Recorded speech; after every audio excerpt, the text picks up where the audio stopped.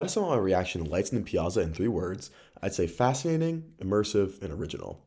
Fascinating, as it was just spectacular to see all the actors and like moving around the same stage I was standing on. Immersive because, well, similarly to fascinating, we the viewers were immersed in the world of Lights in the Piazza. And original, as I have never seen or heard of another play doing something in this nature. I saw Lights in the Piazza on Saturday, April 13th at 2 p.m., and I stayed for the entire play. All ideas and concepts I will state now and going forward are my own words and ideas. The composer lyricist for Lights in Piazza is Adam Gettle, and the playwright is Craig Lucas. The show's genre fits most in line with a drama, but it is a romantic musical. This is mostly due to the plot, which showcases two characters falling in love, but many obstacles stand in their way. I believe that the central protagonist of the play was Clara. She was fighting the whole play to be with the man that she loved, as well as break free from her mother and truly become an adult. The climax of the play was during the rehearsal wedding when Fabrizio's father discovered how old Clara was and canceled the marriage. I thought the music was absolutely incredible. The cast really outdid themselves this time around. All the songs evoked a feeling of passion, whether it be excitement or anger or fear. Many of the songs sounded very different from one another, and that was based on who was singing it, at what point in the play they were singing.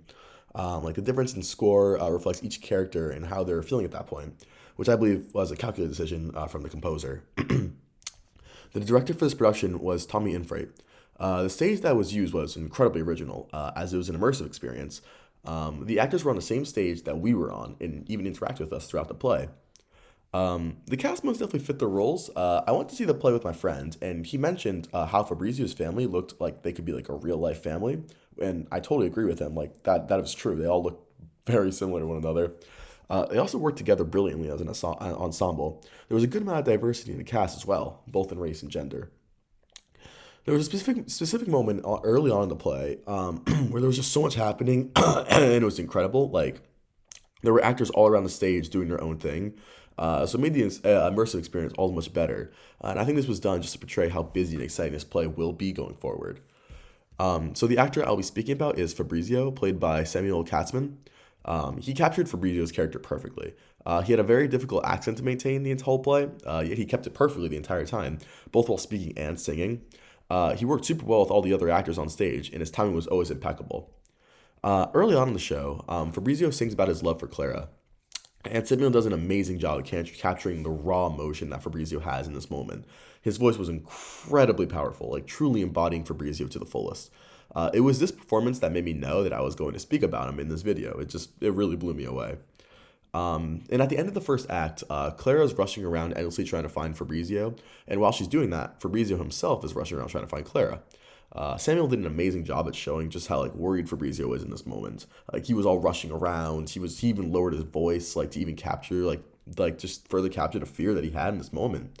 And when I saw this, I was actively rooting for each other, like for them to find each other. Like that's how good of a job they did. The costume designer is CK Baki. The overall color palette felt very colorful and vibrant. No two characters felt like they were wearing the same clothes, which is good. Like there were so many different costumes. There was like also a sense of like wealth within all the costumes that we saw. And early on in the play, there was this painter who would take people from the audience and like paint them as a part of the show. Despite every other character having like vibrant, rich looking clothes, like he had like a little ragged costume on, which I think like reflected his status as a person. And like also like the designer made this choice to distinguish him from like the other characters, like showing that the wealth that the main characters possess is there. Um, and Clara's main dress, like the one she wears the majority of the show, is also very interesting. It's quite standard looking, like it's just like a plain yellow dress. But what makes it so interesting is how it seems to be like a very childish looking dress, something that a younger kid would wear, like rather than a 26-year-old girl would, as Clara is, which speaks a lot to who Clara is as a person due to the accent she had early on in her life.